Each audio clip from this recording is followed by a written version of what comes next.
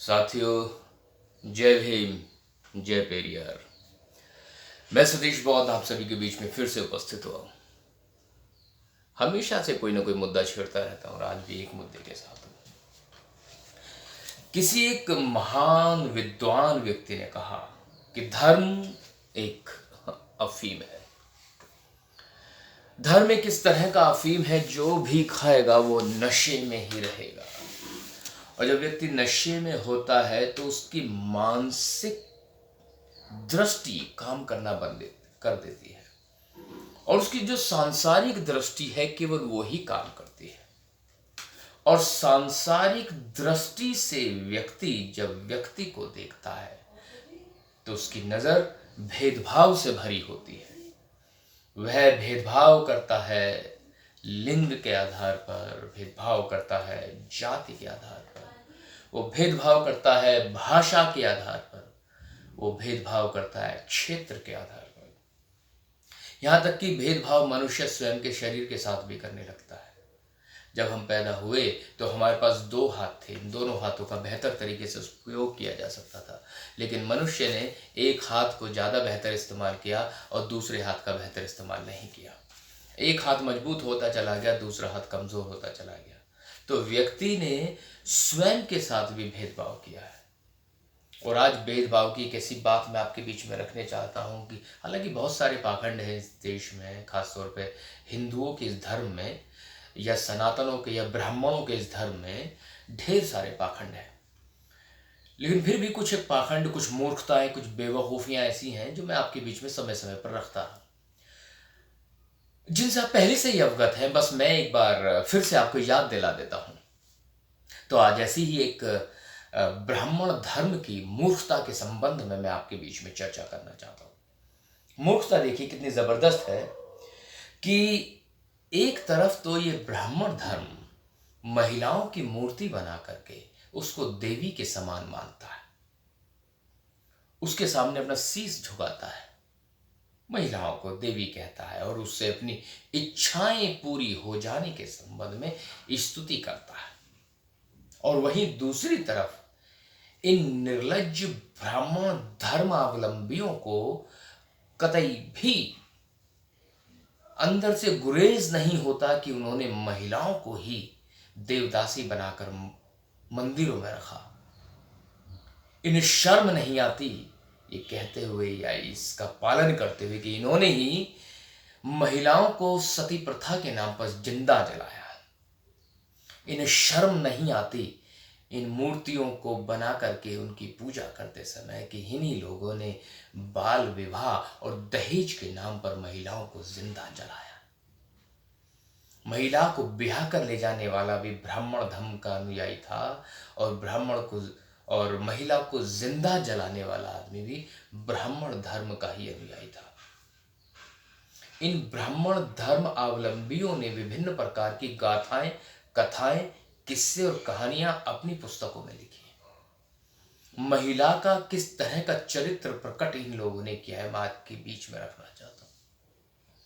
किस तरह से इन्होंने महिलाओं के मान सम्मान और स्वाभिमान को तार तार किया है। ऐसा ब्राह्मण धर्म जिसने पूरी तरह लिंग भेद करते हुए पुरुष को प्रधान बनाकर नारी के सम्मान का तिरस्कार पल पल प्रतिपल किया। एक बड़ा ग्रंथ या फिर एक उपन्यास लिखा गया जिसका नाम था महाभारत। महाभारत में एक वृतांत आता है। वृतांत कुछ इस तरह का है, एक व्यक्ति है जिसे धर्मराज कहा गया। धर्मराज जो धर्म के आधार पर राज करता हो या जो धर्म की बेहतर समझ रखता हो, जिसे धर्म के अनुसार उच्च कोटि का माना गया हो, एक व्यक्ति है धर्मराज। महाभारत में उसका उल्लेख किया गया है। अगर कोई व्यक्ति धर्म का अनुयायी है, धर्म को बेहतर समझता है, तो ऐसी उम्मीद की जा सकती है कि वह व्यक्ति व्यवहार कुशल होगा, ईमानदार होगा, सत्यनिष्ठ होगा, कर्तव्यनिष्ठ होगा और समाज के दुख दर्दों को समझकर समाज के प्रति स्वयं को समर्पित करने वाला भाव उसके अंदर निहित होगा। ऐसी उम्मीद की जा सकती है अगर शब्द आता है धर्मराज। लेकिन अगर कोई व्यक्ति धर्मराज है और धर्मराज होने पर सबसे पहले अगर वो जुआ खेलने जैसा कुकृत्य करे, तो आप समझ सकते हैं क्या ऐसे व्यक्ति को धर्मराज की संज्ञा दी जा सकती है। ऐसा व्यक्ति अगर चलो जुआ खेल ले कोई आपत्ति नहीं, चलो खेल लिया, एक आध बार हो गई, कोई बात नहीं, लेकिन जुए में अगर संपत्ति हार जाए, संपत्ति फिर आ सकती है, रुपया पैसा हार जाए फिर आ सकती है। लेकिन उस व्यक्ति ने धर्मराज होते हुए जुए में अपनी पत्नी को दांव पर लगाया। अब आप सोचिए, एक महिला को जुए में दांव पर लगा देना क्या महिला के मान सम्मान स्वाभिमान को तार तार करने वाला नहीं था?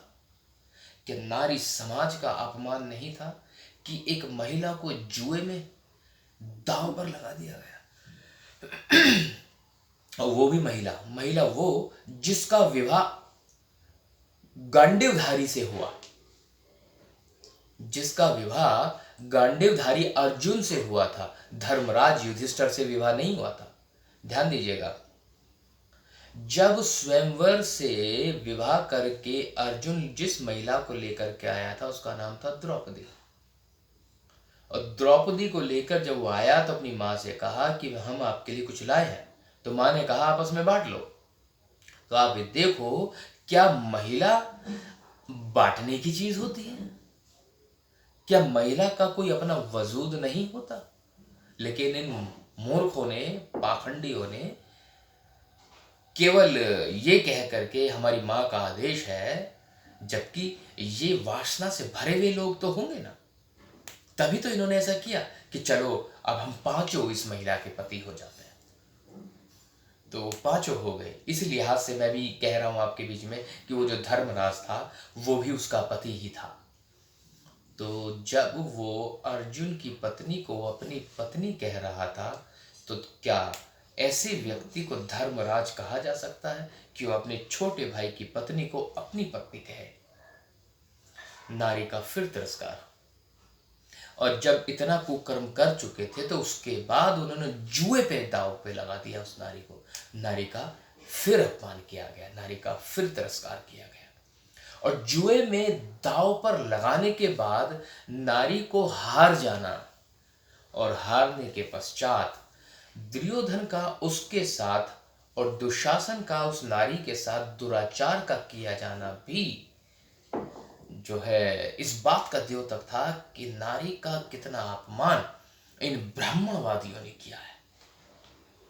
और इनके कथा कथित भगवान वो भी पीछे नहीं रहे। जब भरे भवन में एक नारी को नंगा किया जाता है तो किसी को तो शर्म आनी चाहिए थी।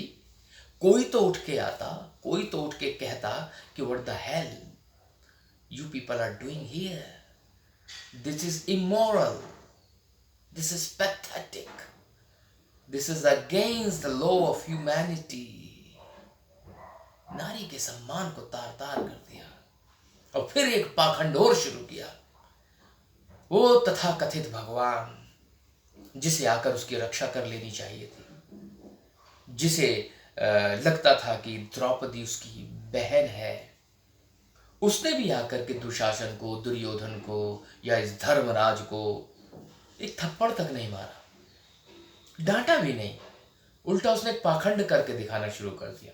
उधर से दुशासन उस महिला की साड़ी उतार रहा है और इसने अपना हाथ ऐसे किया और यहाँ पे टेक्सटाइल मिल लगा दी और यहाँ से धोती निकल के जा रही है और धोती ही उस द्रौपदी को लिपटती जा रही है। एक तरफ से द्रौपदी की साड़ी उतर रही है, दूसरी तरफ से साड़ी लिपट रही है। आपको क्या लग रहा है, साड़ी उतारने में केवल दुशासन ही थका होगा? आप सोच के देखो, आपको भरे भवन में खड़ा किया है और एक आदमी साड़ी लपेटे, दूसरा आदमी साड़ी उतारे, तो सोचो तुम्हारे मस्तिष्क के कितने धागे टूट जाएंगे कि आपका संबंध सांसारिक चीजों से टूटता चला जाएगा और आपका पुरुष जाति पर उससे विश्वास उठ जाएगा। क्योंकि दांव पे लगाने वाला पुरुष था, नंगा करने वाला पुरुष था और तथा कथित भगवान जिसे बचाना चाहिए था वो भी पुरुष था। लेकिन इन पुरुषों ने उस नारी के लिए कुछ नहीं किया। डूब के मरने वाली बात है, उन्हें डूब के मर जाना चाहिए था। ऐसा ब्राह्मण धर्म, ठोकर मारता हूं मैं ऐसे धर्म को जो नारी के अस्तित्व को नकारता है। ठोकर मारता हूं मैं ऐसे धर्म को जो नारी के मान सम्मान और स्वाभिमान को तार तार कर देता है। और ऐसी कहानियां सुना सुना करके इन्होंने लोगों को भ्रमित किया। और ये मूर्ख पाखंडी अंधविश्वासी इस ब्राह्मण धर्म के अनुयायी इन सारी बातों को सत्य स्वीकार करके हमेशा इन लोगों के सामने नतमस्तक होते रहे। मूर्खों, पाखंडो, इन पाखंडों को समझो। ये कब तक हमें और आपको बेवकूफ बनाते रहेंगे? केवल राजनीतिक रोटियां सेकने से ही कुछ नहीं होगा, हमें दिमागी कूड़ा बाहर निकालना पड़ेगा। इन ब्राह्मण धर्मियों को हमें समझना पड़ेगा, इन्होंने किस तरह से नारी शक्ति के ऊपर कुठाराघात किया है। साथियों, मैं समझता हूं कि जो मैसेज मैं आपको देना चाहता था वो आप तक जरूर पहुंचा होगा। इन्हीं शब्दों के साथ मैं सतीश बौद्ध अपनी बात को यहीं समाप्त करता हूं। आप सभी का मुझे सुनने के लिए बहुत बहुत साधुवाद। आपके बीच में फिर इसी तरह के मुद्दे के साथ उपस्थित रहूंगा। तब तक के लिए जय भीम, जय पेरियार।